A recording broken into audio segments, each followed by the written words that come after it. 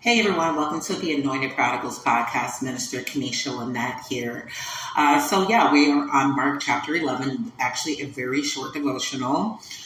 So for my day ones, thank you as always for being a part of this podcast journey. I'm in another transition here, me and my family. I still owe you a bonus episode for that, so I'll be working on that. As well as those of you who are new, welcome.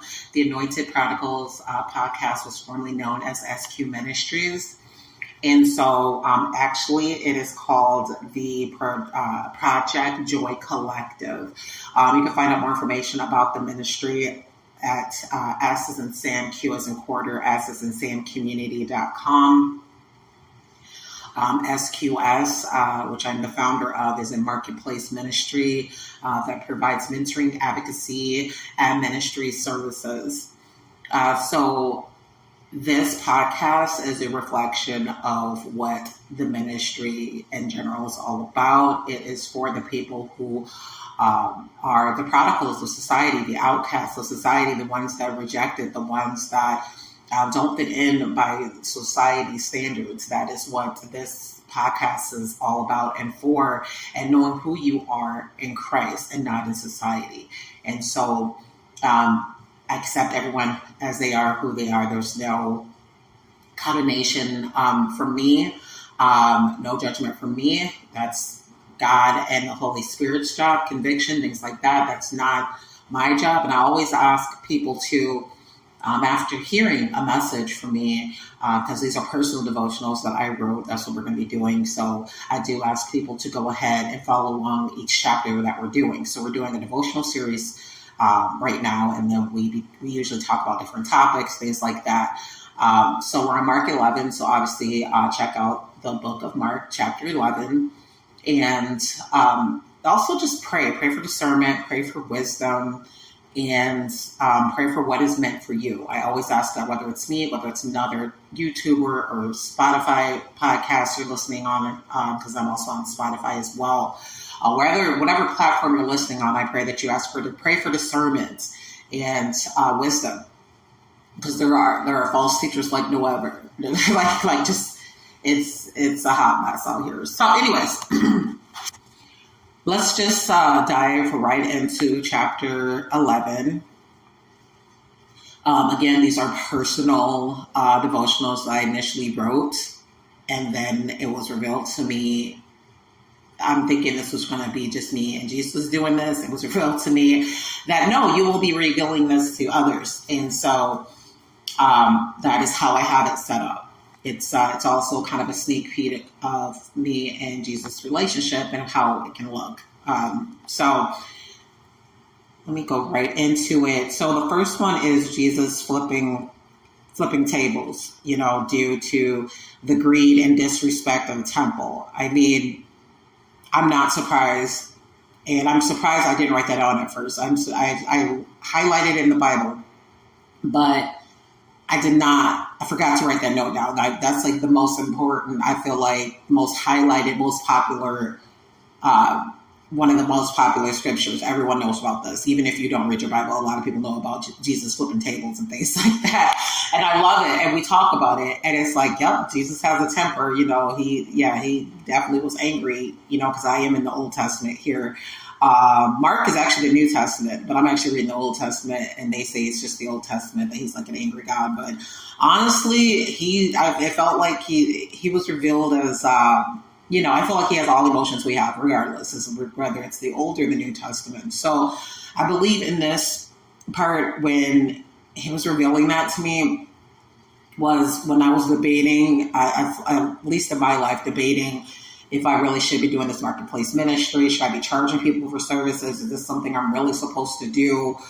Versus people that really do take advantage, like the actual church, where it's supposed to be, fellowship and prayer and things like that. And people actually take advantage and, want to charge you for things that it should be free and things like that. So, that people do actually, obviously get paid in this profession, but what they were doing, how they were doing it in this specific chapter, they were, they were trying to sell things and do all that, do the most in a temple, big difference in a temple, in a place where you're supposed to be praying and it's holy and it's sacred. And so huge difference. And I feel like that is something that I struggle with personally as a new follower. I struggle with, okay, is this what I'm supposed to do? Am I supposed to charge? Am I supposed to do this as an actual service? Is it a marketplace?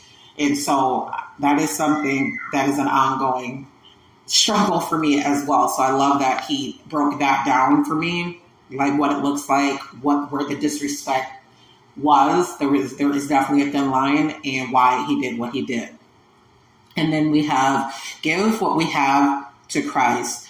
So in that sense, it's your heart, a genuine relationship, praising God for who he is, a king, recognizing and fearing who he is. A lot of us walk around and we don't fear, we don't fear him, and we actually fear people. And I feel like we all do that. Again, this is not a judgment. This is not, I'm trying to make somebody feel guilty or bad or anything like that. But I'm putting myself right in there because, again, these are personal devotionals. So I felt like he was calling me out as well. Like, we're supposed to be praising him.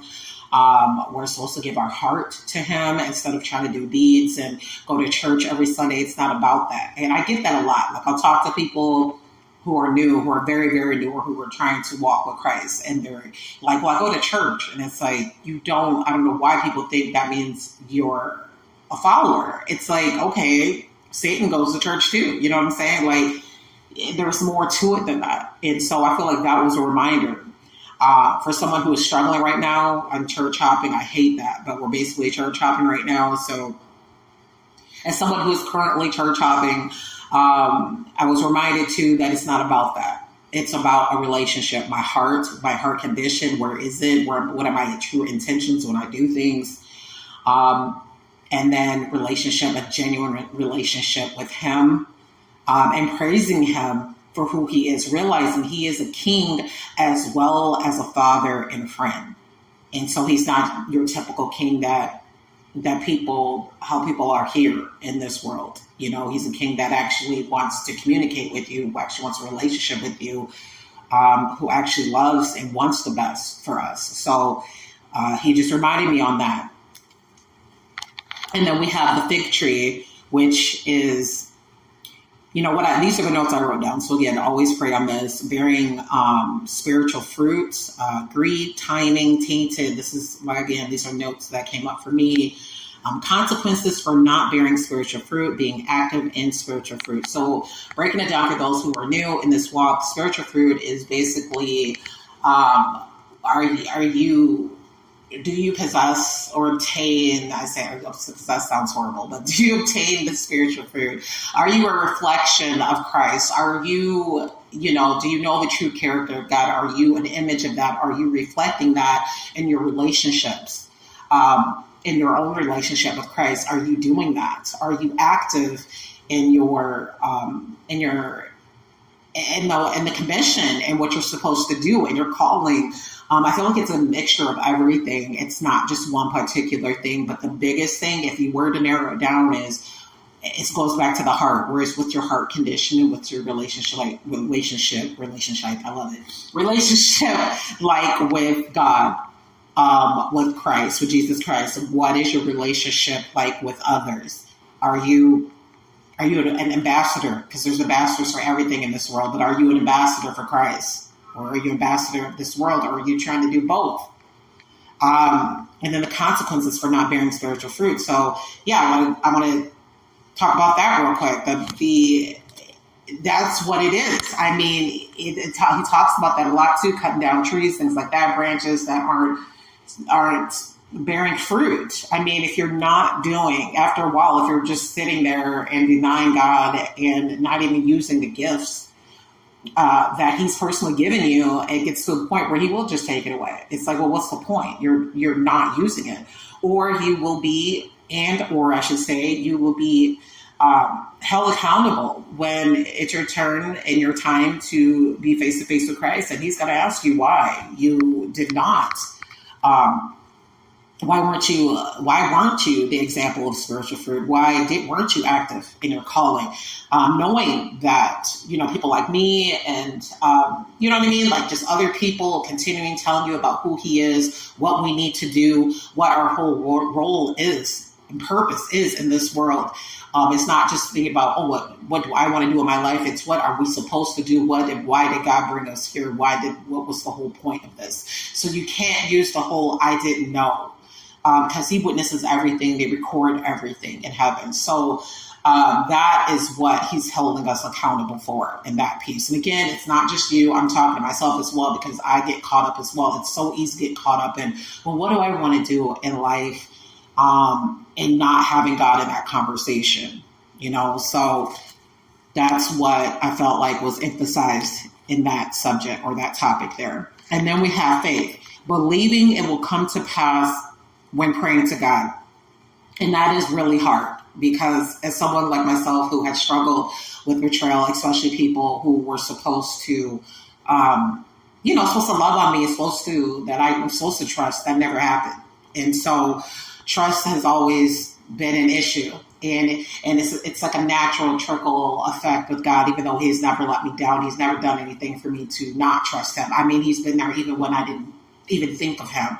Or even had a genuine relationship with him, or even gave my life to him. He was still there. He was still protecting. He was still trying to guide me, even though I wasn't even thinking twice about him or our relationship. So, we have he's laying it out there in black and white here in these. And as I'm writing, as I was writing things down, that he has done, and he always has been a wonderful, powerful, loving, and merciful God, regardless of how we are with him. He can't lie. Whatever he says goes. It happens. He's holy. He is the great I am. Like we can't, he is worthy of praise. He is there and he views things. He looks at the bigger picture, and we can't. We don't know how to look at the bigger picture, because we are human. So it's like I felt bad because it's like, I know, Lord, because my anxiety, but with me it's anxiety and, depression and, just the mental health stuff. And so that's coming from someone like myself. I'm a minister. I still struggle with these things. That don't let that be the reason why you don't try and pray and continue praying for deliverance of that, if that's what he wants, but to continue giving your heart and these things to the Lord every time you get a chance. And you'll see what happens. Just continue doing that and he'll continue working. And even if it's just a mustard seed, as we stated before, that's all he needs. And you can go from there and you can grow from there. So it is intentional. It is something you got to do on a regular basis. That's why he wants you to have a genuine relationship with him, because when things do happen, when your world does shake, it's not going to make you go left when you should go right because you took it personal versus it was part of God's plan.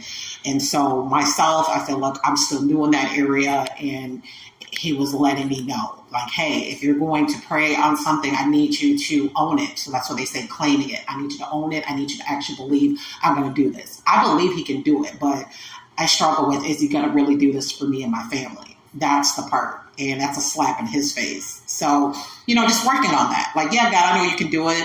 And I know you're going to do this for me if it's aligned with your will. And leave it at that and continue doing it. Continue claiming it. Even if there's unbelief, pray for him to deliver you from any form of unbelief. Again, and go from there. He's not expecting perfection. That's why he died on the cross. He just wants intentions. He wants us to keep bringing things to him. He wants a relationship. He wants communication. Okay? So that's what that's about.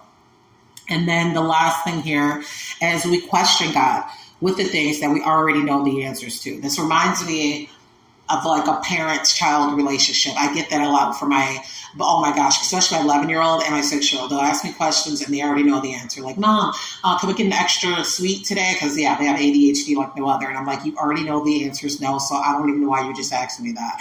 And I do the same thing. I'll be like, God, I know that this isn't really ideal, especially if I'm working out and there's certain songs that I want to listen to because I got, that's how I worked out in machines and stuff. And it's like, oh, there's this playlist. I really want to tap into it.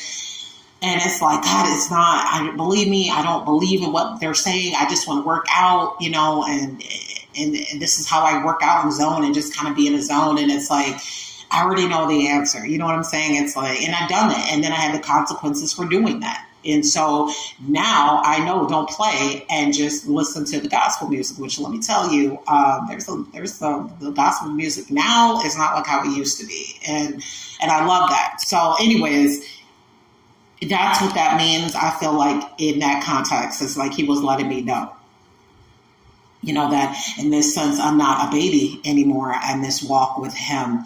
And there has been growth. It's just I have to have faith in myself as well. And I have to trust myself as well, and not going back to the basics, so to speak, when it comes to asking him for things, especially things that we know we're not supposed to be doing, and then we come to him about it. I mean, he's going to still give you the answer. And if you choose to do go left, or if he's quiet on it and you do what you know you're not supposed to be doing, there are consequences to it. It's not him punishing you. It's just natural consequences to what you're doing. And then, they say in my case, secular music is like opening doors for the demonic side there. You're opening doors. And so at that point, why would he protect you for something you already know what you're doing? You know what I'm saying? In that situation. So really just being mindful and just really, like I said, sitting down and getting to know God. I feel like once you do that more and be more intentional, especially in this busy and chaotic world, even if it's just 15 or 20 minutes a day, just really being intentional, and just, even if it's just having a conversation, you don't have to read, the Bible all day, but like really doing that and just having a conversation. There's apps on phones. I mean, there's no excuse now. There's so many levels of just being able to access the word now. And so intentions, a relationship, your heart condition, just not being conformed to this world. I feel like that is the theme lately in this book that he wanted me to go back and read and do a devotional series on. Having faith, believing he is the great I am, and that he is Jireh and Jehovah. He will provide, and he will guide us. We just have to believe and continue coming to him like a child and father relationship. And that's exactly what he wants, as well as a friend and a lover. He is the first love of our life. So I'm going to stop because I'm going now. I keep going. That was the last one. Thank you so much. I'm going to go ahead and post this today. It's Sunday. Have an amazing rest of your week and an upcoming week. And until next time.